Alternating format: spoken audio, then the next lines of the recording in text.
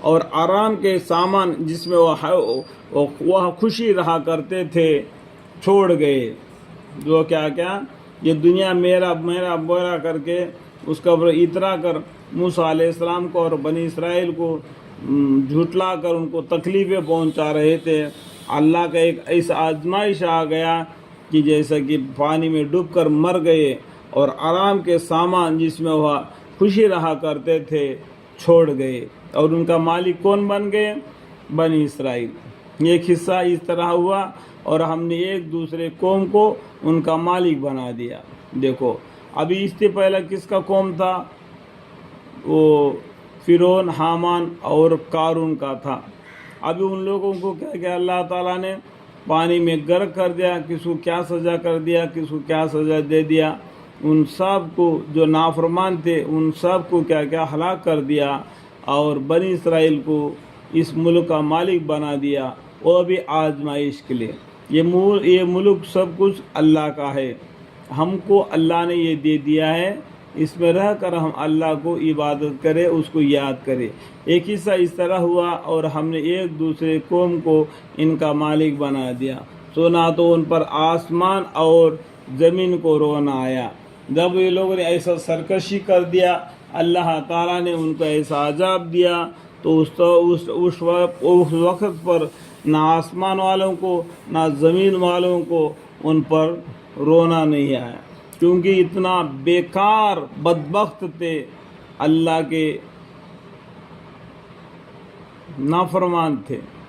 سو نہ تو ان پر آسمان اور زمین کو رونا آیا اور نہ ان کو مہلت دی گئی. تھوڑا سا بھی مہلت نہیں دیا گیا.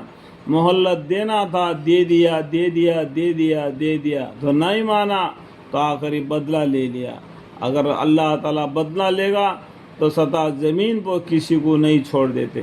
لیکن اللہ تعالیٰ رحمت کے وجہ سے ہم لوگ دنیا میں آرام سے جی رہے، اور ہم نے بنی اسرائیل کو سخت ذلت کا عذاب یعنی فرعون کے ظلم و ستم سے نجات دی. ابھی سمجھ میں آیا ہوگا اسے پیچھے والا حصہ کیا ہے.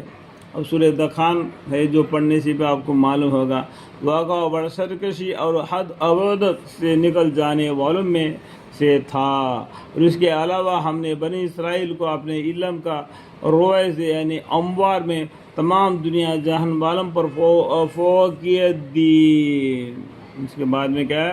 اس کے علاوہ ہم نے بنی اسرائیل کو اپنے علم کے روح سے، اللہ کے علم کے روح سے بعض اموار میں تمام دنیا جہان والوں پر فوقیت دی. اور ہم نے ان کو ایسی نشانیاں دی جس میں شریعہ انعام تھا، اللہ کی طرف سے انعام تھا. وہ نشانیاں دی جن میں شریعہ انعام تھا. یہ لوگ کہتے ہیں کہ آخر حالت بس یہی ہمارا دنیا کا مرنا ہے اور ہم دوبارہ زندہ نہ ہوں گے. یہ کافر لوگ کہتے ہیں کہ ہم دنیا میں ایک مرتبہ آ گئے، ابھی ہم مر جاتے ہیں اور تو پھر کوئی جیتا پیدا ہوتا ہے. یعنی ایک مرتا ہے تو ایک پیدا ہوتا ہے. تو اس کا مطلب یہ نہیں کہ تم ہی مر کر تم ہی پیدا ہوتے ہو. اس کا مطلب یہ نہیں. ڈیتھ اینڈ لائف نہیں. یہ دنیا کی زندگی ایک مرتبہ ہے. جتنے مخلوقات ہیں، جتنے روح ہے عالم ارواح میں تھے، سبھی کو اللہ تعالی نے عہد لے لیا. سبھی روحوں کو دنیا میں فیکٹری ہے وہ ان کا جسم بننے کے لیے. تو سبھی روح دنیا میں آئیں گے، اور یعنی سبھی روح دنیا میں آئیں گے. اس کا مطلب یہ نہیں کہ تم مرتا ہے تو دوبارہ پیدا ہوتا ہے. نہیں، دوسرا روح جو ہے نا عالم ارواح میں وہ پیدا ہو جاتا ہے. جتنے روح ہے سب پیدا ہو جائیں گے قیامت تک کے لیے. اس کے بعد میں کوئی پیدا ہونے والا نہ ہوگا.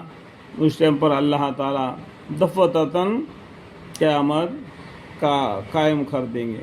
آخر حالت بس یہی ہمارا دنیا کا مرنا ہے اور ہم دوبارہ زندہ نہ ہوں گے. اس مشغول میں اس بیہودہ باتوں نے ان کو غلط میں ڈال رکھا.